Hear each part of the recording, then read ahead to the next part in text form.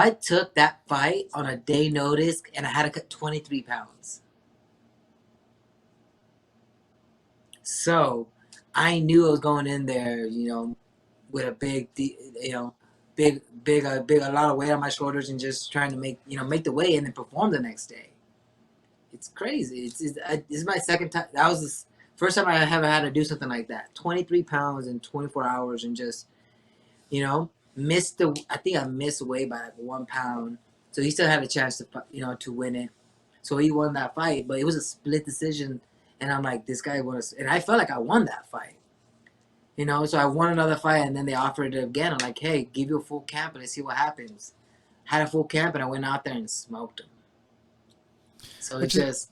No, and I guess the only reason I ask you at the moment, like as I said, we'll introduce Clubhouse a little later on, but like one of the big debates at the moment on Clubhouse is, which I know, obviously one fighter really well, which is the Francis versus Stipe fight, right? And at the moment, a lot of people are debating that, and a lot of people are going, look, we've seen that fight, it'll probably end in the same sort of way.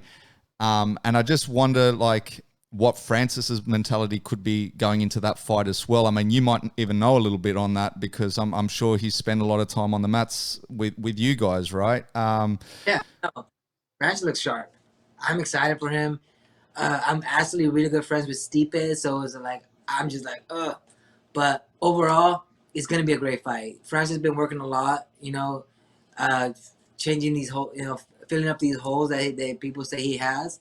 But the guy looks good. He's working on his wrestling. His striking's still looking great. His cardio looks great. I'm excited for him. It's great I'm rooting for him because I want another title to come to Extreme Couture.